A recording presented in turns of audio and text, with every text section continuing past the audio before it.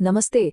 आज हम बात करने वाले हैं राजस्थान के एक ऐसे लोक देवता की जिनकी कहानी अरे वाह, मतलब चमत्कार, कविता और समाज सुधार, इन सब का एक जबरदस्त संगम है। जी हाँ, हम बात कर रहे हैं रामदेव जी की।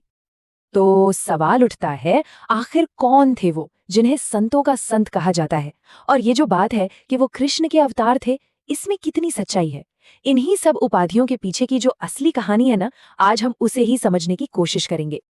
तो चलिए शुरुआत करते हैं उनके कई नामों से। रामदेव जी को कई उपाधियों, कई नामों से जाना जाता है और मजे की बात यह है कि हर नाम उनकी कहानी का एक अलग ही हिस्सा बताता है। जैसे कि पीरों के पीर, इसका मतलब है संतों के भी संत। सोचिए जरा, इतने महान कि दूसरे संत भी उन्हें अपना पीर मानते थे। फिर है रामसा पीर और रुणीचारा धणी, मतलब रुणीचा के स्वामी। ये नाम उन्हें उस जगह से जोड़ते हैं जो उनका घर था। और हाँ, जैसा हमने पहले कहा, बहुत से लोग उन्हें भगवान कृष्ण का ही एक अवतार मानते हैं। लेकिन ये तो उनकी दैवीय पहचान हुई। इन सब से परे उनकी जिंदगी में मानवीय रिश्ते भी बहुत गहरे थे। तो चलिए अब उनके परिवार और उनके सामाजिक रिश्तों पर एक नजर डालते हैं। तो देखिए, उनके परिवार में थे उनके पिता अजमल जी, उनकी माँ मैणा दे, पत्नी नेतल दे और उनकी बहन सुगनाबाई।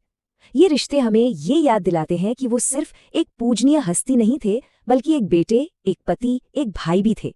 वो समाज और परिवार से कितने जुड़े हुए थे, ये बात यहाँ साफ दिखती है। देखिए, हर किसी की आध्यात्मिक यात्रा में एक गुरु, एक मार्गदर्शक होता है ना? तो रामदेव जी के लिए वो थे गुरु बालीनाथ। उन्हीं ने रामदेव जी को उस रास्ते पर आगे बढ़ाया जिसे हम आज याद करते हैं। और अब आता है उनकी कहानी का एक सबसे सबसे जरूरी हिस्सा। वो है उनका सामाजिक सुधार का काम। उन्होंने मेघवाल जाति की डाली बाई को अपनी धर्म बहन बनाया। जरा सोचिए, उस जमाने में जब जाति पाति का भेद बहुत गहरा था, तब ऐसा करना ये समानता का कितना बड़ा और शक्तिशाली संदेश रहा होगा। तो चलिए अब आगे बढ़ते हैं और उनके कुछ ऐसे कामों को देखते हैं जिनकी वजह से आज भी लोग उन्हें इतना मानते हैं। उनकी एक स्थायी विरासत है। उनकी सबसे मशहूर कहानियों में से एक है सातलमेर के तांत्रिक भैरव पर उनकी जीत। कहते हैं कि भैरव बहुत शक्तिशाली था, लेकिन रामदेव जी ने उसे हराया और उस पूरे इलाके में फिर से शांति कायम की। इस एक काम ने उन्हें लोगों का रक्षक बना दिया। अच्छा, अब स्क्रीन पर ये नंबर देखिए, 24। ये नंबर उनके एक बहुत ही खास पहलू से जुड़ा है। कोई अंदाजा लगा सकता है कि ये क्या है?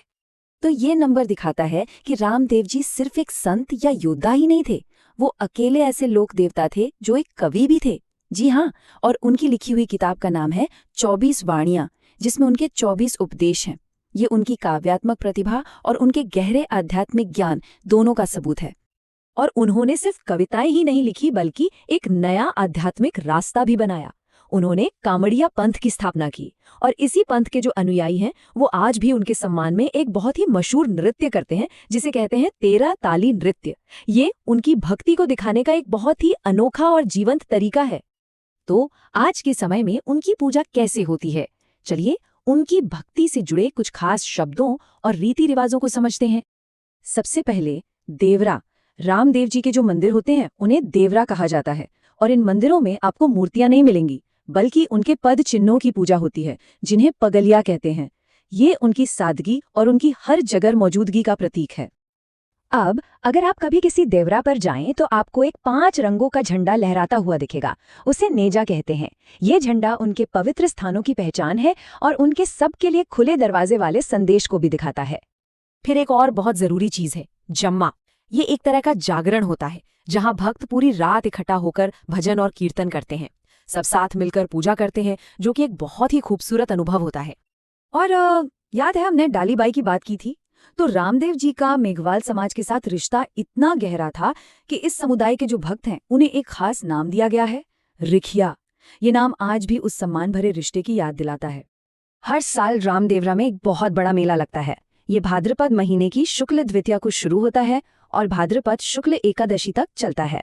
और ये जो आखिरी दिन है ना, एकादशी, यही वो तारीख है जब उन्होंने 1458 ईस्वी में जीवित समाधि ली थी। तो हम इस पूरी बातचीत को एक सवाल के साथ खत्म करते हैं। एक 15वीं सदी का संत, जो कवि भी है, जो जाति की दीवारों को तोड़ता है और लोगों को एक साथ लाता है, उसकी कहानी आज के समय में हमारे लिए सामाजिक एकता के बारे में क्या मायने रखती है? ये एक ऐसा सवाल है जिस पर हम सबको सोचना चाहिए।